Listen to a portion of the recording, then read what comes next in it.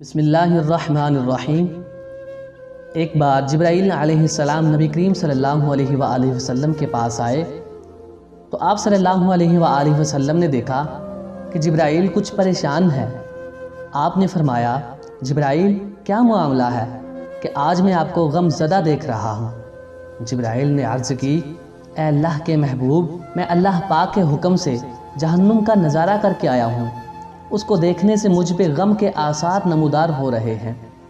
نبی کریم صلی اللہ علیہ وآلہ وسلم نے فرمایا، مجھے بھی جہنم کے حالات بتاؤ۔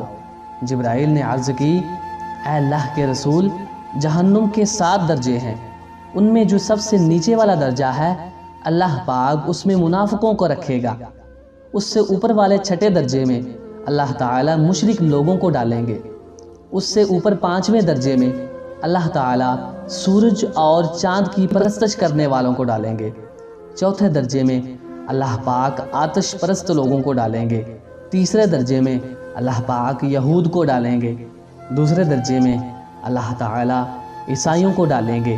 یہ کہہ کر جبرائیل علیہ السلام خاموش ہو گئے تو نبی کریم صلی اللہ علیہ وآلہ وسلم نے پوچھا، جبرائیل آپ خاموش کیوں ہو گئے؟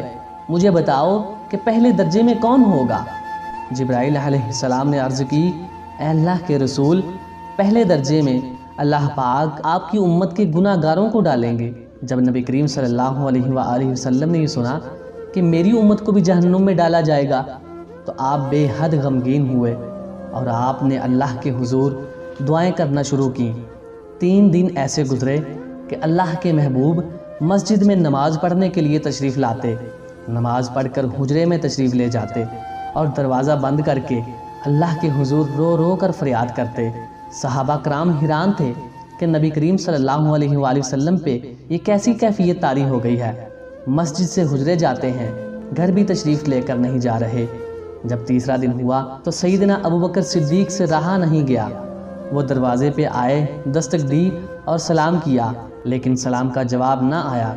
آپ روتے ہوئے سیدنا عمر کے پاس آئے اور فرمایا کہ میں نے سلام کیا لیکن سلام کا جواب نہ پایا، لہٰذا آپ جائیں، ہو سکتا ہے آپ کو سلام کا جواب مل جائے۔ آپ گئے تو آپ نے 3 بار سلام کیا لیکن جواب نہ آیا۔ حضرت عمر رضی اللہ تعالی عنہ نے سلمان فارسی کو بھیجا لیکن پھر بھی سلام کا جواب نہ آیا۔ حضرت سلمان فارسی رضی اللہ تعالی عنہ نے واقعے کا تذکرہ علی المرتضیٰ رضی اللہ تعالی عنہ سے کیا۔ انہوں نے سوچا جب اتنی عظیم شخصیات کو سلام کا جواب نہ ملا تو مجھے بھی خود نہیں جانا چاہیے، بلکہ مجھے ان کی نور نظر فاطمہ رضی اللہ تعالی عنہ کو بھیجنا چاہیے۔ لہٰذا آپ نے فاطمہ رضی اللہ تعالی عنہ کو سب احوال بتا دیا۔ آپ حجرے کے دروازے پہ آئی، ابا جان السلام علیکم۔ بیٹی کی آواز سن کر محبوب کائنات اٹھے، دروازہ کھولا اور سلام کا جواب دیا۔ ابا جان آپ پر کیا کیفیت ہے کہ 3 دن سے آپ یہاں تشریف فرما ہیں؟ نبی کریم صلی اللہ علیہ وآلہ وسلم نے فرمایا، جبرائیل نے مجھے آگاہ کیا ہے کہ میری امت بھی جہنم میں جائے گی۔ فاطمہ بیٹی، مجھے اپنی امت کے گناہ گاروں کا غم کھائے جا رہا ہے اور میں اپنے مالک سے دعائیں کر رہا ہوں کہ اللہ ان کو معاف کر دے اور جہنم سے بری کر دے۔ یہ کہہ کر آپ پھر سجدے میں چلے گئے اور رونا شروع کر دیا، یا اللہ میری امت، اے اللہ میری امت کے گناہ گاروں پر رحم کر ان کو جہنم سے آزاد کر دے۔ کہ اتنے میں حکم آ گیا، وَلَا سَوْفَ يُعْطِيكَ رَبُّكَ فَتَرْضَىٰ، اے میرے محبوب غم نہ کر، میں تم کو اتنا عطا کر دوں گا کہ آپ راضی ہو جائیں گے۔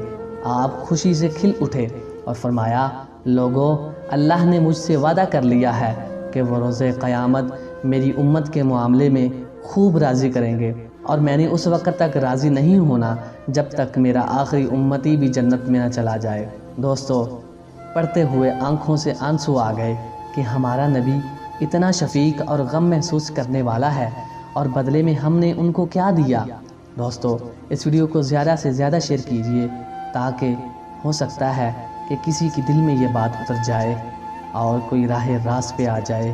اللہ پاک ہم سب کو نبی کریم صلی اللہ علیہ وآلہ وسلم کی شفاعت نصیب فرمائے اور ہمیں اپنے پیارے محبوب صلی اللہ علیہ وآلہ وسلم کے بتائے ہوئے رستوں پر چلنے کی توفیق عطا فرمائے، آمین یا رب العالمین۔ دوستو، مزید ایسی پیاری پیاری ویڈیوز کے لیے ہمارا چینل انسپائرنگ اسلام سبسکرائب کیجئے اور ثواب کی نیت سے اس ویڈیو کو زیادہ سے زیادہ شیئر کیجئے۔ جزاک اللہ خیرہ۔